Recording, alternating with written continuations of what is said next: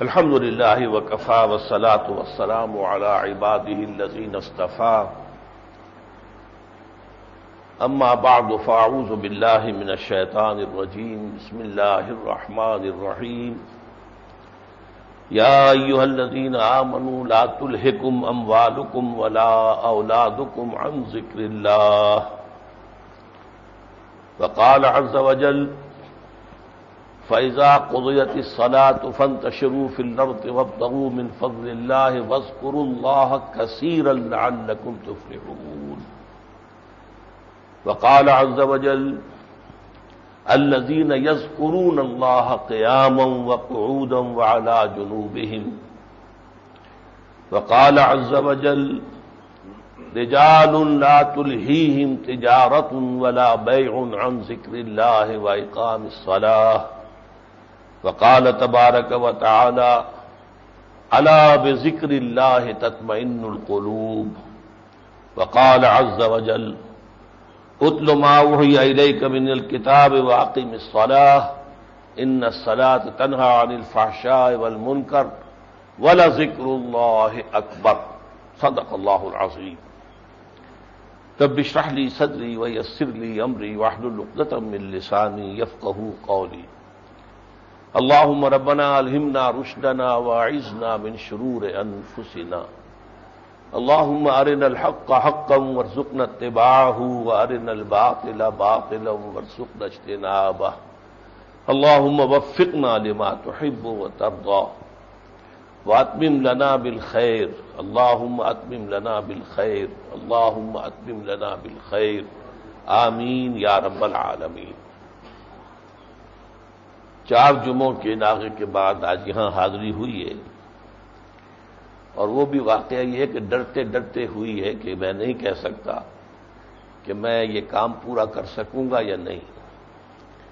جیسے کہ سورہ قصص میں الفاظ آئے ہیں حضرت موسیٰ کے بارے میں، خائفا یترقب، کہ وہ شہر میں داخل ہوئے تو خوف زدہ تھے اور اس انتظار میں تھے کہ دیکھیے کیا صورت پیش آتی ہے۔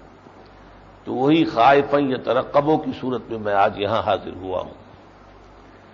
ظاہر بات ہے کہ آپ لوگ چاہیں گے کہ میری عدالت کی بھی کچھ نوعیت کا آپ کو علم ہو جائے، اور خاص طور پر چونکہ ہمارا یہ خطبہ جو ہے انٹرنیٹ کے ذریعے سے پوری دنیا میں جاتا ہے، اور بے شمار احباب کے اس دوران میں فون آئے ہیں باہر سے بھی، امریکہ سے، انگلینڈ سے، مختلف ممالک سے، تو اس خطبے کے ذریعے انہیں بھی یہ بات معلوم ہو جائے گی کہ یہ نوعیت کیا تھی۔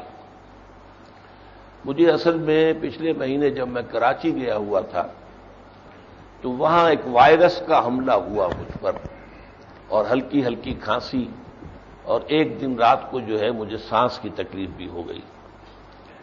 اس کا میں نے بہرحال جو علاج معمولی ہے معمول کے مطابق کیا اور اپنا کام جاری رکھا، یہاں آ کر جمعے میں بھی اور جمعے اتوار میں بھی، پھر ایک دن میں تو 3 پروگرام ہو گئے تھے، پھر میں پشاور اور مردان اور اسلام آباد کا بھی دورہ کر کے آیا، تقریریں کرتا رہا۔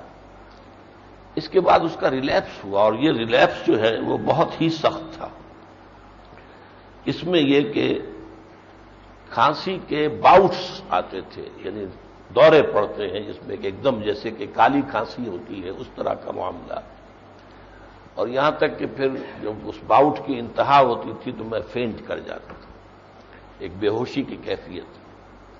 چنانچہ جب یہ پہلا حملہ ہوا اس نوعیت کا تو میں واقعتاً بے ہوش ہو کر گر پڑا۔ غسل خانے میں داخل ہوا تھا اور ابھی چٹخنی لگا رہا تھا اندر سے کہ یہ حملہ ہو گیا، اور اس کی وجہ سے میں بے ہوش ہو کر غسل خانے میں گر گیا۔ جب ہوش میں آیا تو میں گرا ہوا تھا، آپ کو معلوم ہے گھٹنوں کا آپریشن ہو چکا ہے، تو میں تو اٹھ سکتا نہیں خود، لہذا میں نے گھر والوں کو آواز دی تو چھوٹا بیٹا آیا۔ اللہ کا شکر ہے کہ وہ چٹخنی ابھی لگی نہیں تھی ورنہ دروازہ توڑنا پڑتا۔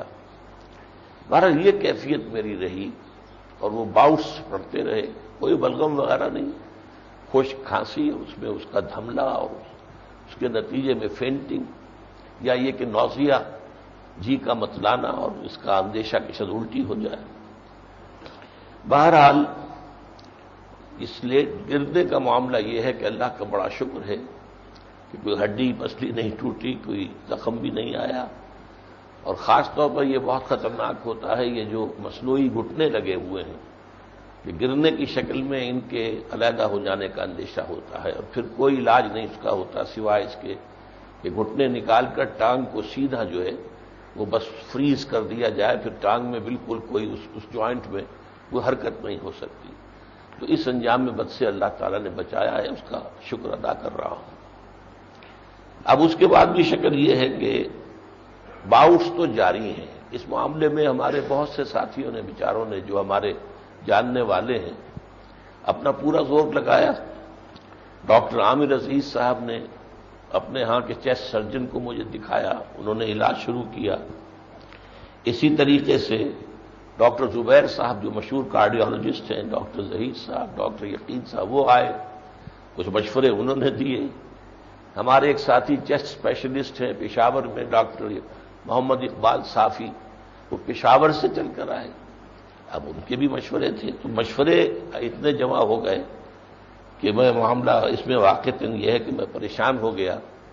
بالآخر ڈاکٹر ظہیر صاحب کے مشورے سے ایک اور جو چیسٹ اسپیشلسٹ ہیں ان کو میں نے دکھایا، تو ان کے دکھاوے سے کہہ لیجئے یہ کہ جو علاج اب تک ہو چکے تھے ان کی جو بھی غیر مؤثر ہونے کی کیفیت تھی وہ ان کے علم میں آ چکی تھی، تو انہوں نے جو کیا تو اس سے مجھے افاقہ شروع ہوا۔ اس میں اب 4 دن ہو گئے ہیں اس علاج کو جاری ہوئے، اور میں محسوس کرتا ہوں کہ 50% مجھے ریلیف ہے۔ لیکن ابھی یہ کہ وہ کھانسی گئی نہیں ہے اور حملہ بھی اس کا ہو جاتا ہے، تو اب یہ ہے کہ آپ اللہ سے دعا کریں، ایک تو یہ کہ یہ شفائے کامل ہو اور جلدی اللہ تعالیٰ عطا فرما دے شفائے کامل، اور اس علاج کے جاری رہنے سے مکمل استیصال برس کا ہو جائے۔ اور خاص طور پر دعا کیجیے کہ یہ آج کے خطاب کے دوران کوئی حملہ اور کوئی باؤٹ نہ ہو جائے، یہ کسی بھی وقت ہو سکتا ہے، لیکن دعا کریں کہ اس کا جو ہے، اسی لیے میں نے خائفاً یترقبوا والی بات استعمال کی تھی، یہ خوف زدہ ہوں۔ اور ویسے بھی نقاہت بہت ہے، درمیان میں بخار بھی ہوا، بھوک بند ہو گئی، 10 پاؤنڈ میرا وزن جو ہے وہ کم ہوا، یہ سارے معاملات ہوئے ہیں اس کے ساتھ۔ لیکن یہ کہ اب میں نے مزید تاخیر جب 50% اگر افاقہ اللہ نے دے دیا ہے، تو میں نے بھی کہا کہ کم سے کم جمعے کا خطاب جو ہے اس کا آغاز کر دیا جائے، اور آج اگر یہ خطاب میں مکمل کر سکا تو پھر انشاءاللہ تعالی اتوار کے درس کی بھی کوشش کروں گا۔ اب جو موضوع ہمارے ہاں زیر بحث تھا 4 جمعوں پہلے، آپ کو یاد ہوگا کہ میں نے پہلے تو کئی جمعوں میں حقیقت ایمان پر بحث کی تھی، پھر ایمان کی جو 2 ضدیں ہیں، 2 مخالف ہیں، 2 اینٹونیمز ہیں، قانونی اور ظاہری سطح پر کفر، باطنی اور داخلی سطح پر نفاق۔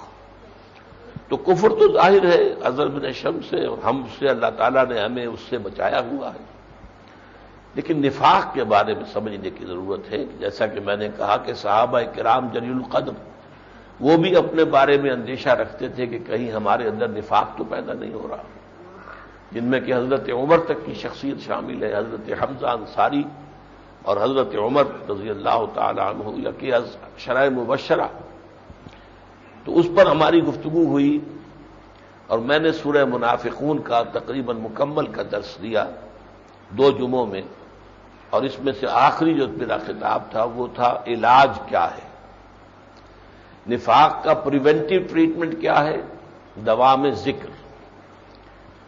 یا ایھا الذین آمنوا لا تلھکم اموالکم ولا اولادکم عن ذکر اللہ، اے اہل ایمان تمہیں تمہاری اموال اور تمہارے اولاد اللہ کے ذکر سے غافل نہ کر دیں۔ نفاق سے بچنے کی صورت کیا ہے کہ ہر وقت ذکر موجود رہے، دوام ذکر، دوام اسی کو کہتے ہیں، تسلسل ہو، مسلسل ہو، ہر وقت ہو، ہر آن ہو۔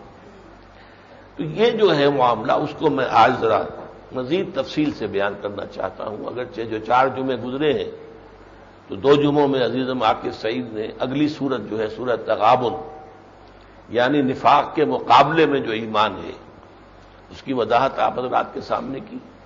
بعد کے 2 جمعوں میں میرے دوسرے دور رفیق جو ہے وہ یہاں انہوں نے خطاب کیا، مجھے معلوم نہیں ان کے موضوعات کیا تھے، لیکن میں وہیں سے اپنی بات کا آغاز کر رہا ہوں جہاں پہ کہ آخری جمعے میں بات ہوئی تھی۔ تو تو ذکر کو خاص طور پر میں چاہتا ہوں کہ اس کے بارے میں چونکہ بہت سے مغالطے ہیں، اس لیے میں چاہتا ہوں کہ ذرا اختصار کے ساتھ آج آپ کے سامنے رکھوں کہ ذکر اصل میں کہتے کسے۔ یہ میں نے بیان کیا تھا عربی کے اندر اس کی ڈیفینیشن کیا ہے ذکر کی۔ ذکر کیا ہے؟ استحضار اللہ فی القلب، دل میں اللہ کو حاضر کر لینا، دل میں، صرف زبان پر نہیں، دل میں اللہ کو حاضر کر لینا، استحضار اللہ فی القلب۔ اب یہ کہ یہ کام باہر سے نہیں ہوتا، اصل میں وہ ایمان دل کے اندر موجود ہوتا ہے، دل میں روح ہے، اور روح کیا ہے؟ یسألونک عن الروح قل الروح من امر ربی، وہ امر رب جو ہے انسانی قلب کے اندر موجود ہے، لیکن اس کی بڑی گہرائی میں ہے۔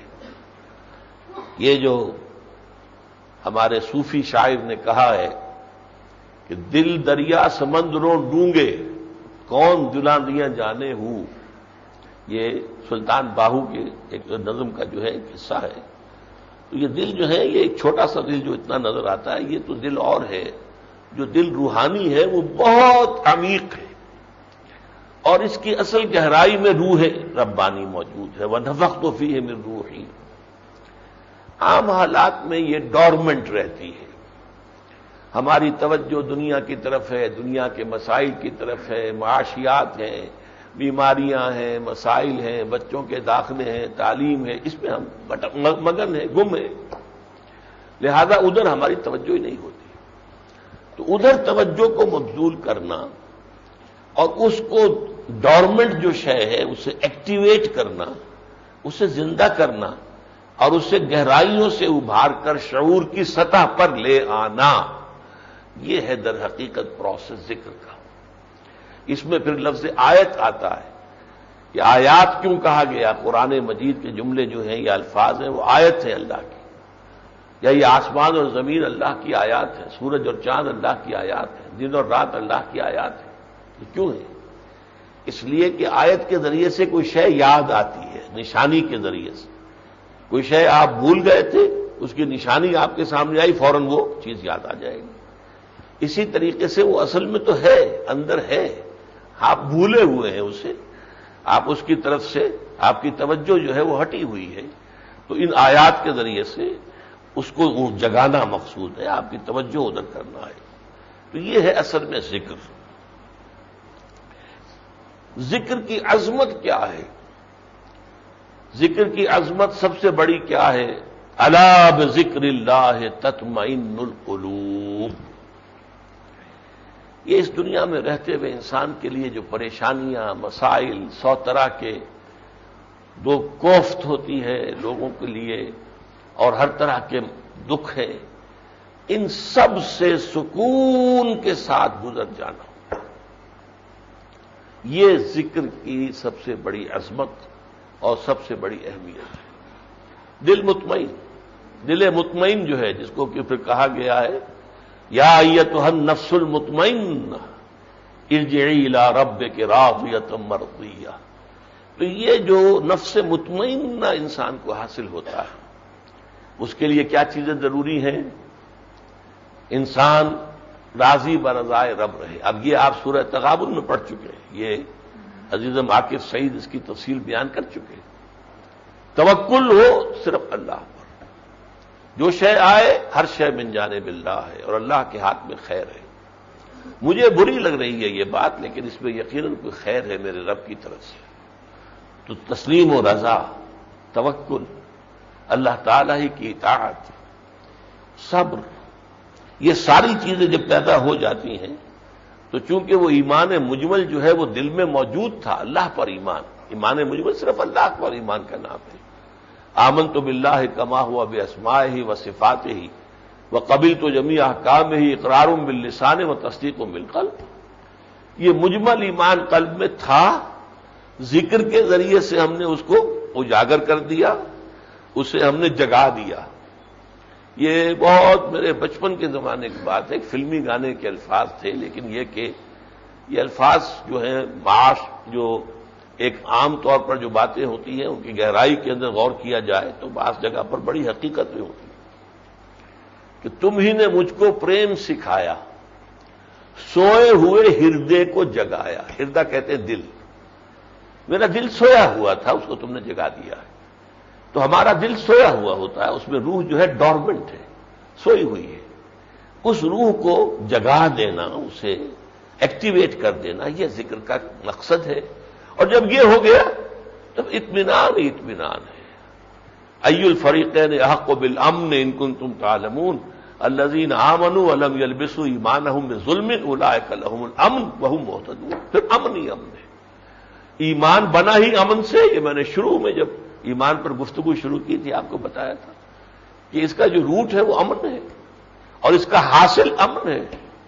امن کسے کہتے ہیں؟ لا خوف علیہم ولا هم یحزنون، لا خوف علیہم ولا هم یحزنون، قرآن میں کتنی مرتبہ آیا ہے لا خوف علیہم ولا هم یحزنون، نہ انہیں کوئی خوف لاحق ہوگا نہ کوئی حزن ہوگا۔ حزن کس چیز پر ہوتا ہے؟ کوئی واقعہ ہو گیا، کیوں ہو گیا، ایکسیڈنٹ ہو گیا، کیوں ہو گیا، نہیں ہونا چاہیے تھا، غصہ ہے یا اس کے اوپر رنج ہے، نہیں، حزن سے اللہ کی مرضی تھی، جو ہو گیا ٹھیک ہے۔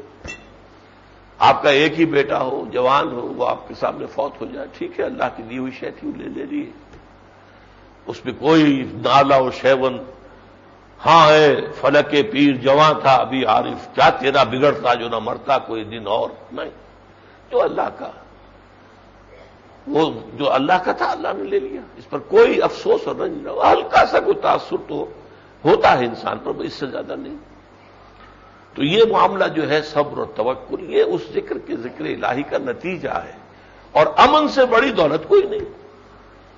مشکلات ہوں، مصائب ہوں، نامساعد حالات ہوں، ہر طرح کی پیچیدگیاں ہوں، لیکن دل آپ کا جمع ہوا ہے، جو کچھ ہو رہا ہے باہر ہو رہا ہے، لیکن اندر سے آپ جو ہے پرسکون ہے، چٹان کے مانند ہے کہ کوئی ہوا اور آندھی جو ہے اس کو ہلا نہیں سکتی۔ اب میں فرض کر رہا ہوں جو اہم تر جو ہمارے ہاں مغالطے ہیں وہ اصل میں ہے ذکر، ہم سمجھتے ہیں ذرائع ذکر کو۔ ذرائع ذکر کون کون سے ہیں اور ان میں ترتیب کیا، اہمیت کے اعتبار سے؟ اہم ترین ذریعہ ذکر جو ہے وہ القرآن، اس لیے کہ قرآن مجید اس کو الذکر کہتا ہے۔ انا نحن نزلنا علیک الذکر لتبین للناس ما نزل الیہم انا نحن نزلنا الذکر وانا لہ لحافظون۔ یہاں تک کہ کفار بھی جب کہتے تھے تو قرآن مجید کے لیے لفظ ذکر لائے، یا ایھا الذی نزل علیہ الذکر انک لمجنون، اے وہ شخص جس کا خیال ہے اس پر ذکر نازل ہو رہا ہے، تم تو مجنون ہو، پاگل ہو گئے، یہ تو تمہارے حواس مختل ہو گئے ہیں، اس سے تمہیں کچھ نظر آنے لگا ہے، کچھ سننے لگے ہو، یہ ہیلوسینیشن سے۔ یا ایھا الذی نزل علیہ الذکر انک لمجنون، خود اللہ نے فرمایا ذکر لک ولقومک، اے محمد صلی اللہ علیہ وسلم یہ قرآن آپ کے لیے بھی ذکر ہے اور آپ کی قوم کے لیے بھی ذکر ہے۔ اس اعتبار سے سراپا ذکر قرآن حکیم، اس سے بڑا ذکر اور کوئی نہیں۔ تلاوت قرآن بشرطے کہ وہ سمجھ کے ساتھ ہو، ٹھہر ٹھہر کر ہو، ترتیل کے ساتھ ہو، اور اس کے اوپر غور ہو رہا ہو، یہ نہیں کہ آپ فرنٹیئر میل کی سپیڈ سے پڑھتے چلے جا رہے ہیں، اس کا کچھ حاصل نہیں۔ اس کا یہ کہ ثواب تو ملے گا کہ آپ نے کچھ وقت لگایا ہے قرآن کے پڑھنے میں، تو جو بھی آپ نے وقت لگایا اس کی کچھ نہ کچھ اجرت تو مل جائے گی، ثواب مل جائے گا، لیکن یہ ذکر نہیں ہوگا، اس سے وہ مقصد حاصل نہیں ہوگا۔ یہ قرآن مجید کے ذریعے سے جو ذکر انسان کو حاصل ہوتا ہے اس کی تاثیر کیوں ہے؟ اصل میں قرآن کا اور ہماری روح کا منبع ایک ہے۔ قرآن ذات باری تعالی سے وارد ہوا ہے نا، اللہ کا کلام ہے، میں جو بول رہا ہوں تو میرا کلام میرے اندر سے نکل رہا ہے، میری ذات سے صادر ہو رہا ہے، اور روح انسانی بھی اللہ کی ذات کے ساتھ ہے بلا واسطہ۔ میرا جسم جو ہے وہ تو بڑے تنزلات کے بعد اور پھر ارتقاء کے مراحل کہاں سے کہاں ہو کر بنا ہے، سورس اس کی جو ہے فائنل وہی ہے، لیکن یہ کہ اس میں بیچ میں مراحل جو ہے بہت سے آ گئے، لیکن روح کا سیدھا براہ راست تعلق ہے اللہ کے ساتھ۔ جیسے یہ سورج کی کرنیں ہیں، کروڑہا میل سورج سے آ گئی ہے، لیکن کیا سورج سے تعلق منقطع ہے ان کا؟ سورج کے ساتھ متعلق۔ اسی طرح ارواح، تو روح ربانی جو ہمارے اندر ہے، سوئی ہوئی ہے، جب اس کے اندر یہ بانسری بجتی ہے قرآن کی، تو وہ کہتا از کجا آید ان آواز دوست، یہ جیسے کہ دوست کی آواز سنائی دی ہے۔ یہ تو اس لیے کہ جسے آپ گرائی کہتے ہیں پنجابی میں، قرآن اور روح جو ہے یہ گرائی ہیں، ایک جگہ سے آئے۔ لہذا جیسے کہیں کسی اجنبی ملک میں اگر آپ ہوں اور وہاں آپ کو اتفاقاً نظر آ جائے کہ وہ کوئی پاکستانی چلا آ رہا ہے، تو اس سے مل کر خوشی ہوتی ہے کہ یہاں پر کوئی اور پاکستانی مجھے مل گیا، ورنہ تو کوئی اور جان پہچان والا ہے ہی نہیں۔ تو یہ ہے در حقیقت کہ روح جو ہے پھر اس پر بیدار ہوتی ہے، چوکس ہوتی ہے، چوکنا ہوتی ہے۔ تو سب سے بڑا جو ہے طریقہ ذکر کا وہ تلاوت قرآن ہے۔ نمبر 2 پر نماز، لیکن نماز کا بھی جزو اعظم جو ہے وہ قرآن ہے۔ سب سے پہلے تو آپ کو معلوم ہے کہ ہر رکعت میں سورہ فاتحہ ہے، تو سورہ فاتحہ جو ہے اسے قرآن مجید میں سورہ ہجر میں قرآن العظیم کہا گیا ہے، خود قرآن ہے اپنی جگہ پر ہی۔ وَلَقَدْ آتَيْنَاكَ سَبْعًا مِنَ الْمَثَانِي وَالْقُرْآنَ الْعَظِيمَ، اتنی عظیم سورت کہ جو نہ کب کسی رسول پر اس سے پہلے نازل ہوئی، نہ کسی نبی پر نازل ہوئی سوائے قرآن کی۔ پھر یہ کہ آپ تلاوت کرتے ہیں، اور یہ جو نماز ہے یہ اس اعتبار سے جامع ترین ذکر ہو جاتا ہے کہ اس میں ذکر عملی بھی ہے۔ آپ نے کہا اللہ اکبر اور جھک گئے، یہ جھک جانا گویا کہ آپ نے اللہ اکبر کی تعمیل کی، اللہ بڑا ہے تو اس کے سامنے جھک جانا چاہیے۔ اللہ اکبر اور پھر سجدے میں چلے گئے، اب اس سے آگے تو جھکنے کی کوئی شکل ہے ہی نہیں۔ سجدہ میں جو پیشانی اگر رکھ دی ہے قدموں پر، اب اور کیا بات رہ گئی؟ اسی لیے حضور نے فرمایا اقرب ما یکون العبد الی اللہ فی السجود، قریب ترین جو ہوتا ہے بندہ اللہ سے وہ سجدے میں ہوتا ہے۔ اس لیے کہ ہمارے اور اللہ کے درمیان جو حائل ہے وہ ہماری انا ہے، میں، میری خواہش، میرا فیصلہ، میری رضا، میری سوچ، میرا فلسفہ، یہ میں تو ہے اصل سے جس نے مارا ہوا ہے۔ اور جب آپ نے سجدے پر وہ اللہ کے، اور یہ کہا ہے حضور نے کہ جب سجدہ کرو تو ایسے محسوس کرو کہ اللہ کے قدموں پر سر رکھا ہے، یہ احساس اگر ہو جائے تو میں تو ختم ہوگی، میں کہاں رہ گئی ہوں؟ جب آپ نے اپنا ماتھا ہی ٹکا دیا قدموں میں اللہ کے تو پھر میں ختم ہو گئی۔ اس لیے اس میں عمل بھی ساتھ ساتھ ہو رہا ہے، کھڑے بھی ہیں تو جھک کر، پھر رکوع ہے، پھر اور سجود ہے۔ یا ایھا الذین آمنوا ارکعوا واسجدوا، سورہ حج کی جو آیت نمبر لاسٹ بٹ 1 ہے، آخری سے پہلے۔ اس اعتبار سے جو ہے قرآن مجید میں اس اعتبار سے جامع ترین آیت جو ہے سورہ عنکبوت کی ہے، اور اس سے 21واں پارہ شروع ہوتا ہے۔ اتل ما اوحی الیک من الکتاب واقیم الصلاۃ ان الصلاۃ تنہی عن الفحشاء والمنکر ولذکر اللہ اکبر۔ اب دیکھیے اس میں قرآن کا بھی آ گیا، اتل ما اوحی الیک من الکتاب، اے نبی تلاوت کرتے رہیے، تلاوت کرتے رہیے۔ اور نبی کے ذریعے سے اصل میں تو حکم ہمیں دیا جا رہا ہے۔ نبی تو سراپا قرآن تھے، مجسم قرآن تھے، پھر بھی ان سے ایسی مشقت کرائی گئی کہ قم اللیل الا قلیلا نصفہ او انقص منہ قلیلا او زد علیہ ورتل القرآن ترتیلا، کیسی کیسی مشقتیں کرائی گئی۔ یہ بھی ہوا ہے، لیکن یہ کہ بہرحال یہ حکم ہمارے لیے ہے اصل میں۔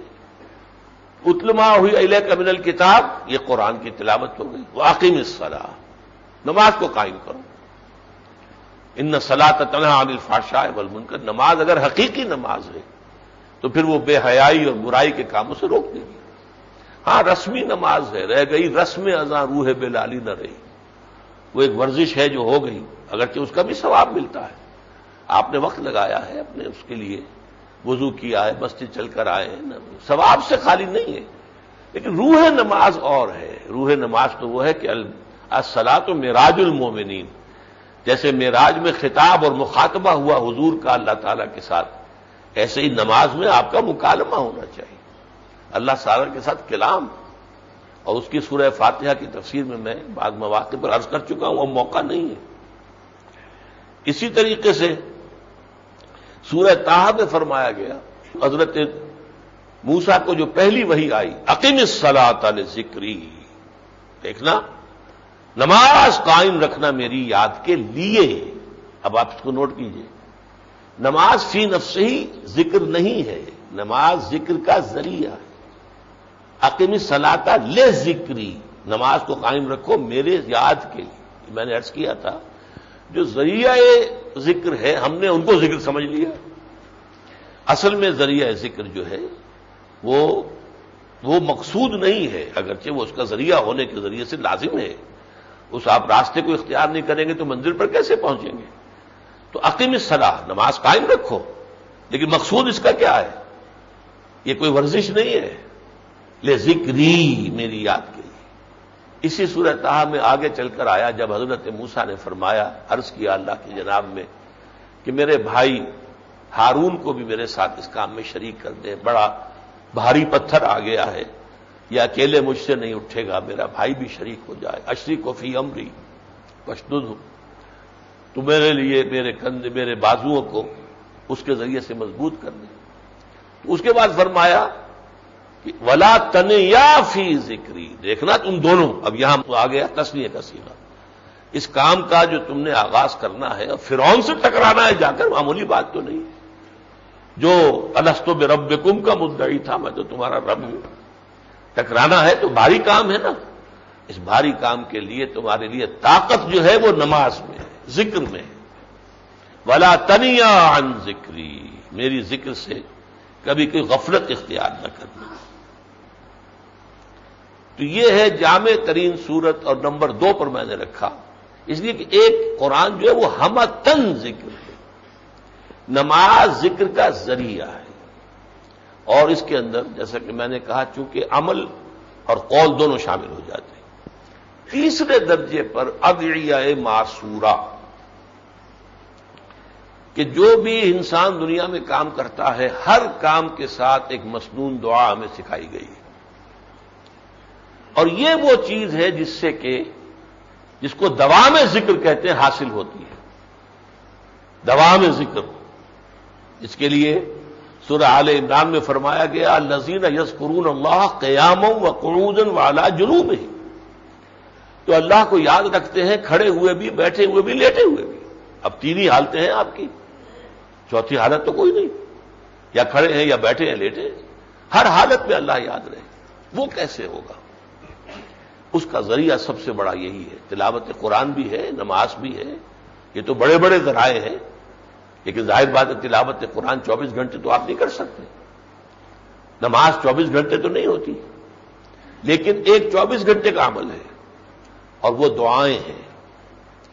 سونے لگے ہیں تو دعا ہے، جاگے ہیں تو دعا ہے، اٹھ کر بیت الخلاء میں جا رہے دعا ہے، نکلے ہیں دعا ہے، وضو کے لیے بیٹھے ہیں دعا ہے، نکلے ہیں گھر سے مسجد کے لیے دعا ہے، مسجد میں داخل ہو رہے ہیں دعا ہے، پھر وہاں تو نماز ہوگی، ذکر ہوگا، ہے ہی ہمتن ذکر، اس کے بعد وہاں سے نکلیں گے دعا ہے، بازار میں داخل ہو تو دعا ہے، بازار سے نکلیں تو دعا ہے، آئینہ دیکھیں تو دعا ہے، کپڑے بدلیں تو دعا ہے، دعا کوئی کام دنیا کا، یہاں تک کہ بیوی سے ہم بستری کریں تو دعا ہے۔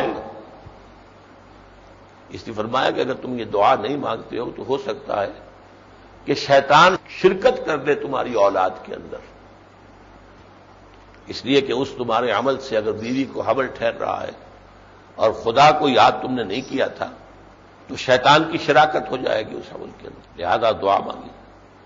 اب بتائیے زندگی کا جو بھی، اچھا اس میں اضافی وقت کوئی نہیں لگ رہا، آپ کو کام سے نہیں روک رہے، جس کو پنجابی میں کہتے ہیں کہ ہتھ کارول دل یارول، اس میں یہ ہے کہ آدمی جو ہے کام بھی کر رہا ہے، دعا کر رہا ہے، یہ دوام ذکر ہے، ہر وقت ہر کام کرتے ہوئے، جیسا کہ میں نے عرض کیا، اور اس کے اندر بھی اصل میں 2 برکتیں مضمر ہیں۔ ایک تو دعا اللہ سے ہو رہی ہے تو اللہ سے دعا ہو گئی، ایک الفاظ مسنون ہیں حضور کے ہیں تو حضور سے نسبت قائم ہو گئی، دو دو نسبتیں جو ہیں بیک وقت آپ کو مل گئیں ادعیائے معصورہ کے ذریعے سے. یہ نمبر 3 پر یاد کرنی پڑتی ہیں ذرا دعائیں، اور یاد کر کے جو ہے انسان اس کا ایک عادی ہو جائے، خگر ہو جائے، تو کام میں تو رکاوٹ نہیں ہے. آپ بازار جا رہے ہیں، بازار میں داخل ہوئے، آپ نے دعا مانگ لی، ٹھیک ہے. یہ نہیں ہے کہ رک جاؤ اور رک کر جو ہے ہاتھ اٹھا کے، یہ نہیں ہے. چلتے چلتے آپ نے دعا مانگی، مسجد میں داخل ہو دعا مانگ لی، جو کام بھی کر رہے ہیں اس کے لیے جو بھی مسنون دعا معصورہ ان کا ذکر کر رہا ہوں کہ ان سے در حقیقت 2 رشتے قائم ہو جاتے ہیں، ایک اللہ کے ساتھ کہ دعا اس سے ہے، اور ایک رسول کے ساتھ کہ یہ مسنون ہے، یہ الفاظ حضور ادا کرتے تھے. چوتھے نمبر پر اوراد ہیں، اوراد ورد کرنا، کسی چیز کو گن کر یا باقاعدہ جو ہے حساب کتاب کے ساتھ ورد کرنا. یہ ورد بھی جو مسنون ہے ان کی بڑی اہمیت ہے.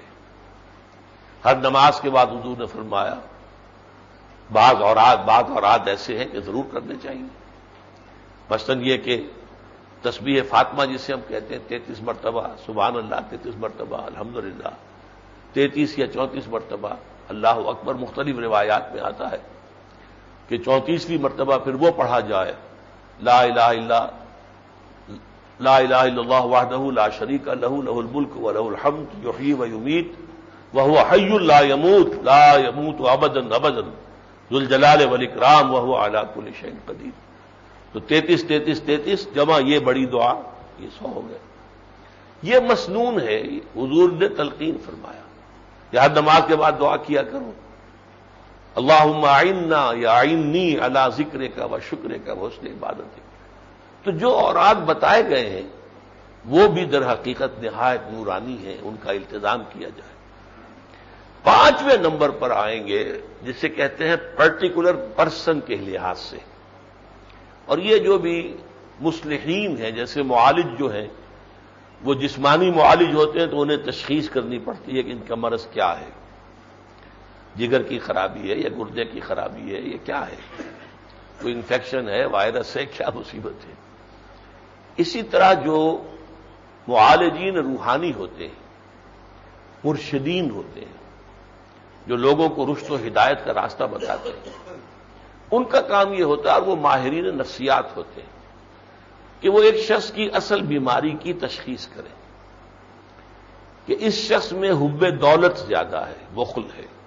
اس کے حساب سے کوئی آیت بتائیں کہ تم یہ آیت اتنی مرتبہ پڑھ لیا کرو، اس کا مراقبہ کیا کرو. مراقبہ کیا کرو؟ ہر طرف سے یکسو ہو کر اسی آیت کو دہراتے رہو. تو یہ خاص آیت تمہارے اس خاص مرض کا علاج ہو جائے گی. اس طریقے سے پرٹیکولر پرسنز کے لیے پرٹیکولر طریقے کا کوئی ذکر اگر کوئی شخص واقعی اللہ والا ہے وہ اگر تجویز کرتا ہے تو وہ بھی مفید ہے. تو یہ 5ویں نمبر پر.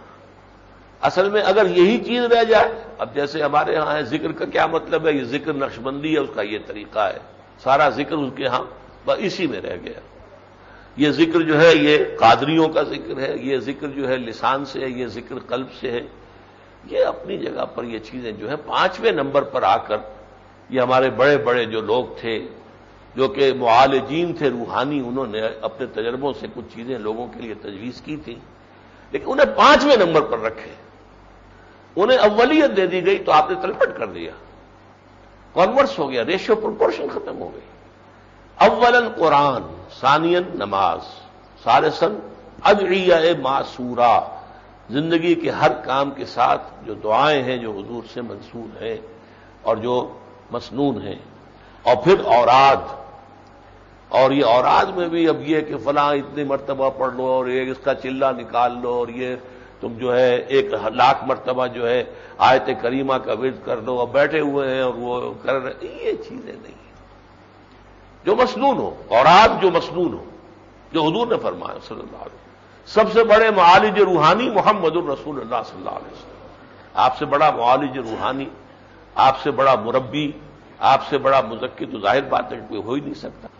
اگر اس معاملے میں اس کو ترتیب کو بدل دیا جائے یا اس کی ریشو پروپورشن کو بدل دیا جائے تو پھر یہ ہے کہ یوں سمجھیے کہ معاملہ وہ ہو جائے گا کہ خلاف پیمبر کسے رہ گزید، کہ ہرگز بمنزل نہ خواہد رسید۔ جو کوئی بھی پیغمبر کے راستے سے ہٹ کر چلنا چاہے گا تو چاہے کتنا ہی مخلص ہو، وہ منزل تک نہیں پہنچے گا۔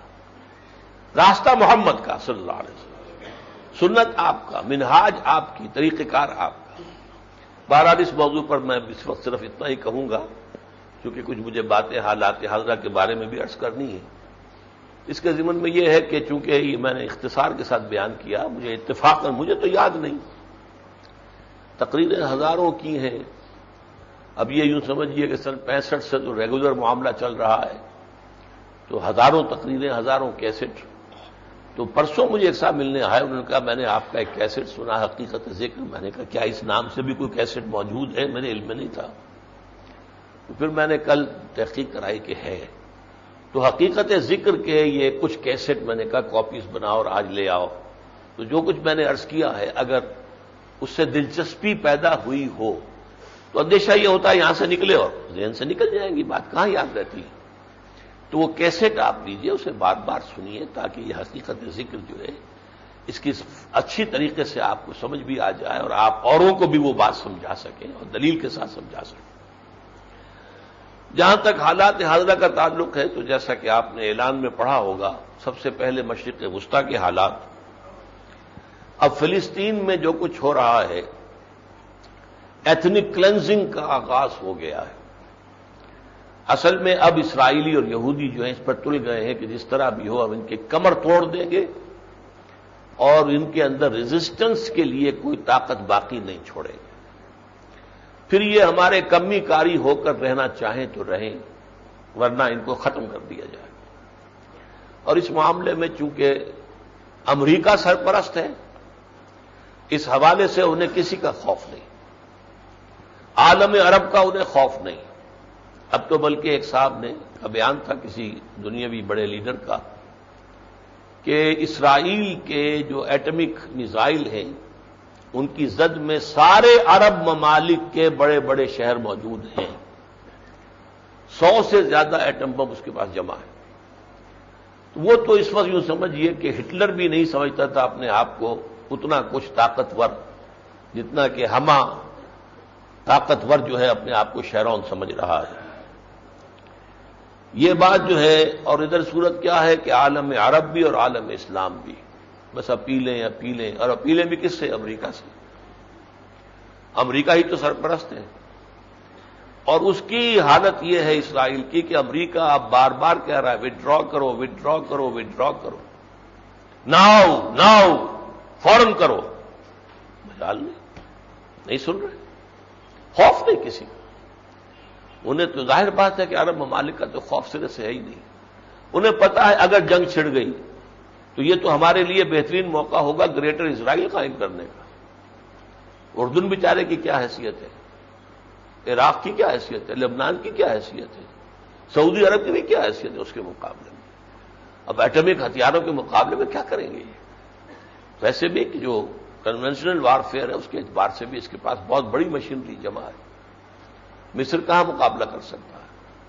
تو گریٹر اسرائیل کا موقع کیا پتہ اللہ تعالیٰ کی، کیونکہ یہ تو معلوم ہے احادیث کے ذریعے سے ایک مرتبہ تو وجود میں آئے گا اور وہی گریٹر قبرستان پھر بنے گا ان کا۔ پوری دنیا کے یہودی وہاں آ جائیں گے، ابھی تو تھوڑے سے آئے ہیں، 30-35 لاکھ ہے کل، جبکہ کل یہودی دنیا میں جو ہے 1 کروڑ 30 لاکھ ہے۔ تو ان سب کو جمع کرنا ہے، اس کے لیے جگہ چاہیے۔ اب وہ سیٹلمنٹس جو کرتے ہیں اس کے اوپر اعتراض کرتے ہیں تمام جو عرب ہیں اور جو فلسطینی ہیں، اعتراض امریکہ بھی کرتا رہا ہے، لیکن یہ چلتے رہے اپنی مرضی پر، انہوں نے کسی کی سنی نہیں ہے۔ اور حالات جیسا کہ میں نے عرض کیا آپ سے کہ اس وقت جو ہے انہیں خطرہ اگر کبھی تھا تو صرف پاکستان سے تھا۔ یہ 1967 میں بن گوریون نے کہہ دیا تھا پیرس میں، 1967 کی جنگ میں جو عظیم فتح حاصل کی تھی، اس لیے کہ مصر سے پورا سینائی کا علاقہ لے لیا تھا، گولان ہائٹس جو ہیں وہ شام سے لے لیے تھے، یہ ویسٹ بینک پورا کا پورا شرق اردن سے لے لیا تھا، سارا لے لیا تھا۔ تو یہ عظیم فتح ہوئی تھی تو وہ تو سمجھتے ہیں کہ در حقیقت اس سے عظیم تر فتح ہمیں اب دوبارہ حاصل ہو جائے گی، اس لیے انہیں تو فوج کا انہیں کوئی ڈر نہیں۔ ہاں ڈر تھا، اس نے کہا تھا تو ہمیں پاکستان سے، حالانکہ اس وقت تک پاکستان ایٹمک طاقت نہیں تھا، پھر بھی اس نے کہا تھا کہ ہمیں ڈر ہے تو پاکستان سے۔ یہ ایک روک تھا اللہ تعالیٰ کے فضل و کرم سے، کیونکہ یہ بات 1967 کی ہے، ابھی پاکستان 2 لخت بھی نہیں ہوا تھا، پاکستان ابھی مشرقی اور مغربی پاکستان ایک مٹھی تھی۔ بہرحال اندیشہ یہ ہے کہ مشرق وسطیٰ میں اب جو آخری شو ڈاؤن جو ہے، جس کی خبریں احادیث میں دی گئی ہیں، وہ بہت قریب آ چکا ہے، جس کی خبر میں سن 92-93 سے دے رہا ہوں۔ میری کتاب جو ہے سن 93 میں چھپ گئی تھی، سابقہ اور موجودہ مسلمان امتوں کا ماضی، حال اور مستقبل، کئی مرتبہ اس کا یہاں اعلان ہوا ہے، بہت سے حضرات نے لیا بھی ہے، پڑھی بھی ہے۔ اس وقت میں کوئی خاص طور پر اسے لے کر نہیں آیا ہوں، لیکن جن کو بھی خواہش ہے ضرور اسے پڑھیں کہ یہ چیزیں میں بیان کر چکا ہوں۔ جو ہو رہا ہے اس پر مجھے صدمہ ہوتا ہے، لیکن میرے لیے ایسی یہی بات نہیں ہے کہ اچانک آ گئی ہو، میں تو ایکسپیکٹ کر رہا تھا۔ عربوں کے لیے ایک ہولو کاسٹ، وہ اللہ تعالیٰ کی طرف سے مقدر ہے، بہت بڑی سزا ملنی ہے۔ یہ سزا ہمیں کیوں مل رہی ہے؟ ہم نے آزاد ہونے کے بعد بھی کسی ایک ملک میں اللہ کے دین کو قائم نہیں کیا، اپنا قبلہ رکھا یا واشنگٹن یا ماسکو، عراق ہے تو ماسکو کی طرف، شام ہے تو ماسکو کی طرف، مصر ہے تو ماسکو کی طرف، سعودی عرب ہے تو واشنگٹن کی جیب میں، اور فلاں جو ہے امارات ہیں تو وہ واشنگٹن کی جیب میں، اور موراکو ہے تو واشنگٹن کی جیب میں ہے۔ کسی کا قبلہ ماسکو، کسی کا قبلہ واشنگٹن، تو سزا، اور یہی حال ہمارا بھی ہے، لیکن وہ ہم سے زیادہ مستحق ہیں سزا کے، اس وجہ سے کہ ان کے پاس اللہ کا کلام ان کی اپنی زبان میں موجود ہے۔ ہم کلام اللہ مانتے ہیں قرآن کو، لیکن ہمارے لیے تو قرآن کو سمجھنے کے لیے عربی زبان کی کھکھیڑ موڑ دینی پڑتی ہے، ورنہ صرف تلاوت کر لیا فارغ ہو گیا، اللہ خیر سے۔ ان کی مادری زبان میں ہے، ان میں سے محمد تھے صلی اللہ علیہ وسلم، تو اس لیے جو مقام اللہ نے انہیں دیا تھا، جن کے رتبے ہیں سوا ان کی سوا مشکل ہے، پھر ان پر سختی بھی اللہ تعالیٰ کی طرف سے زیادہ ہوتی ہے۔ بہرحال ہو سکتا ہے کہ اب وہ جنگ قریب آ چکی ہو، اللہ عالم۔ ایک جنگ کے بارے میں حدیث میں الفاظ آتے ہیں کہ مسلمانوں میں سے 999 فی 1000 شہید ہو جائیں گے۔ آپ نے فرمایا کہ فتح تو ہو جائے گی مسلمانوں کو آخر میں، لیکن یہ کہ اس میں کتنے قتل عام ہوگا، کہ ایک باپ کے 1000 بیٹے ہوں گے، یعنی ایک بڑا جس کے پوتے اور یہ ملا کر، اور ان میں سے 999 جو ہیں وہ شہید ہو چکے ہوں گے، صرف ایک بچے۔ ایک ایسی جنگ ہونی ہے، اللہ نہ کرے کہ وہ قریب آ چکی ہو۔ بہرحال اس سلسلے میں ہم کیا کر سکتے ہیں پاکستان والے؟ اصل رول ہمارا تھا اللہ کی طرف سے، اسی لیے اللہ نے اسرائیل کے قیام سے 1 سال پہلے، 9 مہینے پہلے پاکستان کو قائم کیا۔ اگست 47 میں پاکستان آیا اور جون 48 میں اسرائیل قائم کیا، اسرائیل کے توڑ کے لیے، اور اس کو اسلام کا گھر بنایا، اسلام کا قلعہ بنایا۔ ہمارا حال کیا؟ ہم بھی اسلام کو اسی طرح دھوکہ دے رہے ہیں، اسلام کے ساتھ فراڈ کر رہے ہیں، اسلام کے ساتھ جو ہے منافقت برت رہے ہیں۔ ابھی تک ہم نے اسلام یہاں نافذ نہیں کیا، اور اب جو صورتحال ہے، جو شخص اب یہاں پر حکمران ہے اور جو اب 5 سال کے لیے مزید حکمرانی، اور حکمرانی ہی نہیں، وہ تو ارتکاز طاقت پوری، وہ تو کہتے ہیں کہ میں یونٹی آف کمانڈ کا قائل ہوں۔ یونٹی آف کمانڈ کا مطلب کیا ہے؟ ڈکٹیٹرشپ۔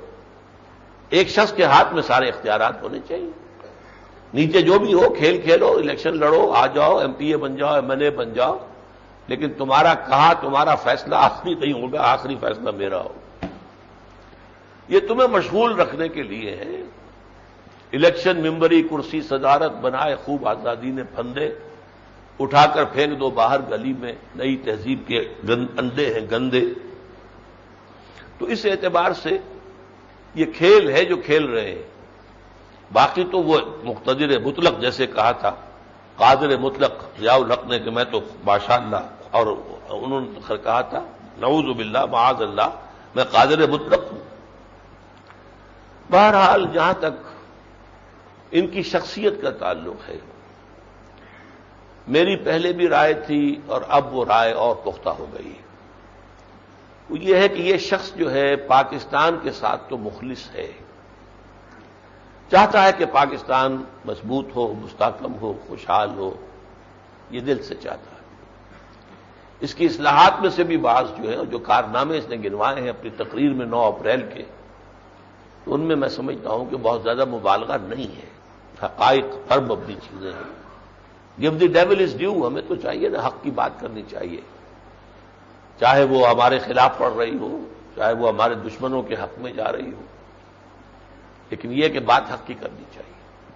تو اس اعتبار سے بہت سے کام اچھے بھی کیے، کچھ نہ کچھ احتساب بھی ہوا ہے، کچھ نہ کچھ لٹوروں سے پیسے بھی واپس لیے گئے ہیں، کچھ نہ کچھ یہ کہ یہ جو پیسے لوٹ لیے تھے، جو مختلف جو بنی تھیں، کیا انہیں کہتے تھے، جو کوآپریٹو، ان میں سے بھی واپسی ہوئی ہے، یہ کام ہوئے ہیں۔ باقی یہ کہ جو کام انہوں نے بالکل غلط کیا ہے، جو اسلام کے خلاف کیا، اسے ہم کہتے ہیں، اور وہ ہے عورتوں کی آزادی اور عورتوں کو میدان میں لانا، اور 33% ان کے لیے جو ہے ان تمام اداروں کے اندر نمائندگی لازم کر دینا، یہ اسلام کے خلاف ہے۔ تو اسلام کے خلاف بات کو ہم اسلام کے خلاف کہیں گے، لیکن یہ کہ جو بھی دنیا کا اس وقت کا رواج ہے، جو بھی دنیا کا چلن ہے، جو بھی اس وقت عالمی تہذیب اور تمدن ہے، یہ اس کے ساتھ چل رہے ہیں، اور اس کے ساتھ چلتے ہوئے چاہتے ہیں کہ پاکستان مضبوط ہو جائے، اس کے ساتھ چلتے ہوئے معیشت کو سہارا دینا چاہتے ہیں۔ IMF اور ورلڈ بینک سے تعلق توڑنے کو تیار نہیں ہے، سود کو ختم کرنا جو ہے اس کا وہ سب سوچ بھی نہیں سکتے۔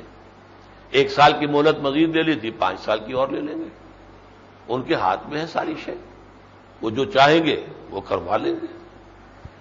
لیکن جو اصل پہلو ہے، جو میرے لیے تکلیف دہ ہے، جو مستقبل کے اعتبار سے اس ملک کے لیے بھی انتہائی افسوسناک اور خطرناک ہے، وہ یہ ہے کہ یہ خالص سیکولر آدمی ہے۔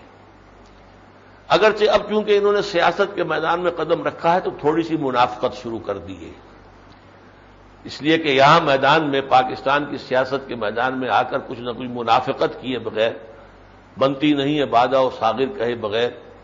اب یہ کہ وہ داتا دربار پر جا کر بھی چادر چڑھائیں گے، تبھی تو لوگ جو ہیں وہ کچھ جو عوام الناس ہیں ان کے دل جو ہیں راضی ہوں گے۔ علامہ اقبال کے ہاں بھی پہنچ گئے، پھر یہ کہ کہہ دیا ایک بیان میں کہ ہم اسلام کو سیاست سے علیحدہ نہیں کر سکتے، طارق عزیز نے اس پر جو ہے زوردار نعرہ لگوا دیا۔ لیکن یہ کہ جب صاف جو جس راستے پر جا رہے ہیں وہ سیکولرزم ہے۔ اتاترک جسے کہ اپنا آئیڈیل کہا گیا، وہ دنیا کا بدترین سیکولر مسلمان تھا، مسلمان تھا، میں کافر تو نہیں کہتا، لیکن بدترین جو ہے، بلکہ مذہب کا مخالف۔ اس نے جس طریقے سے وہاں عربی زبان کو ختم کیا ہے، نماز بھی عربی میں نہیں ہوگی، اذان بھی عربی میں نہیں ہوگی، لباس لازماً مغربی ہوگا، یہ ساری چیزیں جو ہے یہ اس راستے پر چلنا چاہتے ہیں، اور یہ جو ہے پاکستان کے مستقبل کے اعتبار سے انتہائی خطرناک ہے۔ اس لیے کہ پاکستان سیکولر ہونے کے ساتھ اگر مستحکم بھی ہو جائے تو بھی یہ لامحالہ بھارت کا نوالا بن جائے گا۔ اس لیے کہ یہ جو بھی پاکستان اور بھارت کا معاملہ ہے، یہ جو علیحدگی ہے ہماری، یہ بڑی غیر فطری علیحدگی ہے، تاریخی اعتبار سے غلط۔ پاکستان ہمیشہ بھارت کا حصہ رہا، موری تاریخ۔ اسی طریقے سے جغرافیہ، آپ کی سرحد ہے کہیں؟ کوئی نیچرل باؤنڈری ہماری ہے ہی نہیں بھارت کے ساتھ، ہے تو افغانستان کے ساتھ ہے کہ 4 درے ہیں، باقی اور جگہ سے تو کوئی، یہاں تو ہر انچ کے اوپر جو ہے فوج جو ہے ادھر سے ادھر داخل ہو سکتی ہے، کوئی بارڈر ہمارا ہے ہی نہیں۔ وہ تو ہندوؤں نے ہی جو ہے باڑ کھڑی کر دی ہے اور لائٹیں بھی لگا دی ہیں، تو پتہ چلتا ہے کہ یہاں پاکستان ختم اور بھارت شروع ہو گیا، ہم تو یہ بھی نہیں کر سکتے۔ اس کا تشخص صرف اسلام کے ساتھ ہے، تاریخی اعتبار سے، جغرافیائی اعتبار سے، ثقافتی اعتبار سے۔ اب آپ بسنت منا رہے ہیں کس شان و شوکت کے ساتھ؟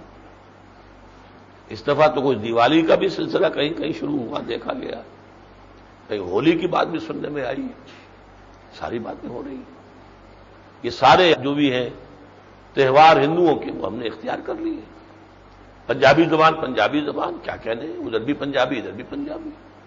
اور زبان بہت بڑا ذریعہ ہوتا ہے کہ جو جوڑتا ہے لوگوں کو. تو ثقافتی اعتبار سے اسی لیے میں نے کہا یہ جو ہے جس طریقے سے کہ کوئی بڑی رو ہوتی ہے، بڑی مچھلی چھوٹی مچھلی کو نگل جاتی ہے. اگر آپ کا نظام بھی وہی ہے تو ظاہر بات ہے بڑی مچھلی آپ کو نگل جائے گی. آپ کا ریزون دیت جو ہے وہ ختم ہو جائے گا. کہ وجہ جواز کیا ہے سوائے اسلام کے اور کوئی نہیں ہے. ہر اعتبار سے بھارت جو ہے پاکستان اسی پر زور دے رہے ہیں بھارتی دانشور. بھئی کس لیے تم علیحدہ ہو گئے ہو؟ تمہارا سیاسی نظام وہی ہے جو ہمارا ہے، اگرچہ تم اس کو لے کر چل نہیں سکتے، ہم چل رہے ہیں. تمہارے یہاں فوج آ جاتی ہے بار بار، لیکن تھوڑا بہت عرصہ بار 55 سال میں 20-25 سال تو ضرور ایک خاص طور پہ اس نظام الیکشن یہ ہے وہ ہمارا ہے، ہم اسے لے کر چل رہے ہیں. تمہارا سارا معیشت کا نظام سود پر ہے، ہمارا بھی. بینکنگ نظام تمہارا ہے، ہمارا بھی. سارا معاملہ وہی. تو کاہے کے لیے علیحدگی، کاہے کے لیے، کس کام کے لیے؟ یہ بات جو ہے جو واقعتاً جو ہے اصل میں ایک لاجک ہوتا ہے، ایک منطق ہوتی کسی چیز کی. اسی پر میں نے ایک اشتہار کل شائع کیا ہے، آپ نے شاید دیکھا ہو، نوائے وقت میں تو آ گیا ہے. جنگ والوں نے لینے سے انکار کر دیا ہے. یہ اللہ کا شکر ہے کہ آج ڈان نے مان لیا ہے، وہ شائع کر دے گا تو شاید کل یا پرسوں وہ ڈان میں آ جائے تاکہ انگریزی پڑھنے والے لوگ جو ہیں ان کے سامنے بھی وہ نقطہ نظر آ جائے. بہرحال اب فوری مسئلہ جو ہے وہ ریفرینڈم کا ہے. اس ریفرینڈم کے بارے میں دیکھیے 2-3 باتیں جان لیجیے. نہ تو یہ کوئی حرام شے ہے، مباحات میں سے. نمبر 2، یہ کہنا کہ یہ دستور کے خلاف ہے، اس کو ظاہر بات ہے کہ کوئی وکیل، کوئی قانون دان وہ زیادہ یقین کے ساتھ کہہ سکتا ہے. یہ ضرور ہے کہ ریفرینڈم کا، اس نوعیت کے ریفرینڈم کا ذکر نہیں ہے، لیکن یہ کہ وہ اس کے خلاف ہے یہ ٹیکنیکل ایشو ہے. تو جو لوگ بھی مخالف ہیں انہیں جانا چاہیے عدالت کے اندر ثابت کریں کہ یہ اس کے خلاف ہے دستور کے، اس لیے اس کو بند کریں. اگرچہ اس کے بعد پھر بھی راستہ ہے. دستور میں ترمیم کا وہ کہتا ہے میرے پاس حق ہے، اگر تم ثابت بھی کر دو گے دستور کے خلاف ہے تو میں دستور میں شامل کر دوں گا. چلو اس ساری طاقت اس کے بعد ہے، تم کیا کر لو گے؟ اس اعتبار سے یہ تو اب یقینی ہے کہ یہ ہونا ہی ہے، ہو جائے گا. مخالفت کرنے والے جتنی چاہے مخالفت کر لیں، اگرچہ مجھے امید نہیں ہے کہ مخالفت کرنے والے اتنی طاقت فراہم کر سکتے ہیں. جیسا کہ اب پوری سرکاری مشینری جب لگی ہوئی ہو تو جو جلسہ ہوا ہے لاہور میں ویسا جلسہ ہو سکتا ہے. سیاسی جماعتیں اپنے بل پر تو ویسا جلسہ نہیں کر سکتی. چاہے کہا ہے انہوں نے ARD والوں نے جہاں وہ جلسہ کریں گے ہم بھی کریں گے، لیکن یہ کہ وہ تو فرق نمایاں ہو جائے گا. یہ بھی میں جانتا ہوں کہ اب ریفرینڈم جو ہوگا وہ بھی اسی طرح کا ہوگا جیسے یہ جلسہ ہوا ہے. ساری سرکاری مشینری لگی ہوئی ہوگی. تو ریفرینڈم جو ہے اس میں بھی جو اس کو کامیابی کا یقین وہ کہتا ہے کہ مجھے ہے، اور اس کا کہنا یہ ہے کہ اگر مجھے ہارنا ہوتا تو ریفرینڈم کیوں کراتا میں. تو وہ تو اس نے پہلے سے اس کے لیے راستے سوچے ہوئے. مجھے اگرچہ بظاہر گمان یہ ہے کہ یہ دنیا کو دکھانے کے لیے تو ریفرینڈم اس طور سے کرائے گا کہ جسے واقعی سمجھا جائے کہ ریفرینڈم ہے. یہ ضیاء الحق صاحب والے ریفرینڈم کی طرح کا بالکل بوگس اور بالکل کھوکھلا وہ نہیں ہوگا. محسوس ہوگا کہ ریفرینڈم ہو رہا ہے. اسی لیے اس نے اتنے زبردست پیمانے پر آغاز کیا مہم کا. تقریریں ضیاء الحق نے تو تقریریں کی نہیں تھی، اس نے تو بالکل، اور اس نے جو سوال بھی رکھا تھا وہ بڑا ایبسرڈ سوال. یہاں سوال اتنا ایبسرڈ نہیں ہے. اگر آپ یہ چاہتے ہیں اور مجھے چاہتے ہیں 5 سال کے لیے، یہ اصل سوال یہ ہے تو ہاں کیجئے یا نہ کیجئے. تو دنیا کو دکھانے کے لیے ریفرینڈم کے لیے جو بھی ہو سکتے ہیں ذرائع، اور یہ کہ ریفرینڈم بالفعل ہوگا، بعد میں چاہے فرشتے اس کے اندر مزید ووٹ ڈال دیں. یہ تو فرشتوں کا معاملہ تو کوئی نہیں روک سکتا اور وہ کہیں ثابت نہیں ہو سکتا. لیکن یہ کہ ہو جائے گا. محسوس ایسا ہوتا ہے کہ یہ بہرحال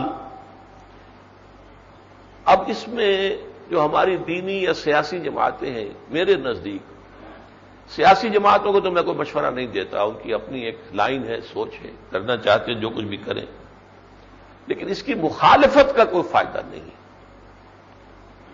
ہونا ہے یہ. البتہ اگر طاقت ہے تو اس میں نو والے ووٹس زیادہ ڈلوائیے بجائے بائیکاٹ کرنے کے. بائیکاٹ کریں گے تو کیا مطلب ہوگا؟ اگر 20% ووٹ بھی آ گئے تو سب کے سب اسی کے ہوں گے، وہ تو ہاں ہی ہاں ہاں ہی ہاں ہاں ہی ہاں ہوگی. زیادہ زیادہ آپ یہ کہہ سکیں گے کہ صاحب ٹرن اوور کم ہوا، اور وہ ٹرن اوور کو فرشتے جو ہے اس کی تلافی کر سکتے ہیں. جو ووٹ نہیں ڈالیں گے ان کی جگہ پر ووٹ ڈالے جا سکتے ہیں. اس اعتبار سے بائیکاٹ کا تو کچھ حاصل ہے نہیں. مخالفت سے یہ رکے گا نہیں، بائیکاٹ سے آپ کو نقصان ہوگا، فائدہ نہیں. کوشش یہ کریں کہ آپ جو زیادہ سے زیادہ تعداد میں حصہ لے کر اس میں نو والے کھانے کے اندر بہت سے لوگوں کے ووٹ آئیں تو معلوم تو ہونا کہ اگر اتنے فیصد لوگ حق میں ہیں تو اتنے فیصد اس کے خلاف بھی ہیں. ان کے تو اپنے طریقے ہیں، ہتھ کنڈے ہیں، جوڑ ہے، توڑ ہے، ادھر ہے ادھر ہے، اور سوائے سیاسی کھیل کے اپنی اپنی حیثیتیں ہیں. ہر جگہ پر لوکل ہوتی ہیں رقابتیں. یہ بڑا چودھری ہے یہاں کا یا ہم بڑے چودھری ہیں، وہ تو انہیں لڑنا ہی لڑنا ہوتا ہے. ادھر سے ہو کر لڑے ادھر سے ہو کر لڑے، ورنہ تو یہ کہ ان کا اپنے علاقے کے اندر مقام نہیں رہے گا، حیثیت نہیں رہے گی، روب نہیں رہے گا، دام نہیں رہے گا.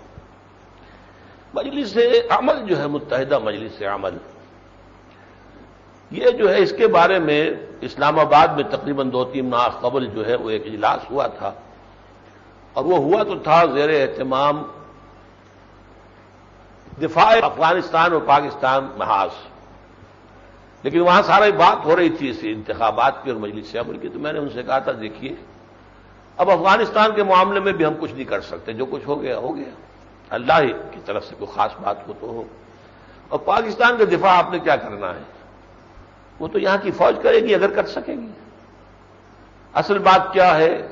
اسلام کے لیے آپ بنائیں متحدہ دفاع اسلام یا نفاذ اسلام محاذ. البتہ اگر آپ لوگ اسی پر ڈٹے ہوئے ہیں، پرانا کھیل کھیلنا چاہتے ہیں جس کے عادی ہو گئے، ایڈکشن ہو چکی ہے، اس کے عادی ہو گئے، الیکشن لڑنا ہے، تو اگر آپ یہ جماعتیں جو ہیں 5-6 اگر یہ یکجا رہیں آخری وقت تک تو ہم سپورٹ کریں گے. ہم شامل تو نہیں ہوں گے، سپورٹ کریں گے، تاکہ کچھ نہ کچھ لوگ تو اسمبلیوں میں ایسے پہنچ جائیں جو کم سے کم اسلام کا نام لیں جیسے پہلے لیتے رہے ہیں. یہ میرا وعدہ تھا اور اس وعدے پر میں اب بھی قائم ہوں. لیکن اب جو خبریں آ رہی ہیں کہ وہ ساز باز ہو رہی ہے یا پیپلز پارٹی سے اور یا پھر مسلم لیگ نون کے ساتھ، تو پھر اس سے تو وہ گڑبڑ معاملہ وہی ہو جائے گا کہ جس کے ساتھ ہمارا پھر سرے سے کوئی تعلق نہیں ہوگا. ہونا تو اصل میں یہ چاہیے کہ یہ دینی جماعتیں جو ہیں یہ خالص مذہبی پلیٹ فارم بنائیں، خالص دینی اعتبار سے اپنا مینیفیسٹو دیں، یہ کرو یہ کرو یہ کرو، اگر ہمیں طاقت ملتی ہے تو ہم یہ کریں گے یہ کریں گے یہ کریں گے. اور ورنہ اگر یہ کہ اسمبلی میں ہم پہنچ جاتے ہیں تو جتنی تعداد میں بھی ہو ہماری آواز اسی کام کے لیے ہوگی. اور یہ کہ اگر اس کام کے اندر واقعتاً وہ کچھ کامیاب ہوں تو اس سے تو بہتری کی امید ہو سکتی ہے. مینیفیسٹو اسلام کا اور صرف دینی جماعتوں کا اکٹھا، تاکہ یکسو ہو. پھر ہم انہیں بھی سپورٹ کریں گے، جتنی بھی ہمارے اندر چھوٹی موٹی تھوڑی جو طاقت بھی ہے سپورٹ کریں گے. دوسرے بھی دینی حلقوں سے کہیں گے کہ وہ سپورٹ کریں، ان کا ساتھ دیں. لیکن یہ کہ امید نہیں ہے کہ یہ کام اس طور سے ہو سکے.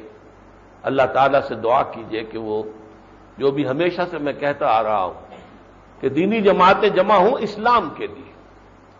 یہ جنگ جو ہے اقتدار کی جنگ اور پاور پالیٹکس وغیرہ، اس سے اپنے آپ کو علیحدہ کریں، دامن کھینچ لیں اور لگیں صرف دین کے لیے اور دین کا ایک مینیفیسٹو دے کر. تو اللہ کرے کہ اس ضمن میں کوئی پیش قدمی ہماری ہو جائے. اقول قولی ھذا واستغفر اللہ لی ولکم ولسائر المسلمین والمسلمات.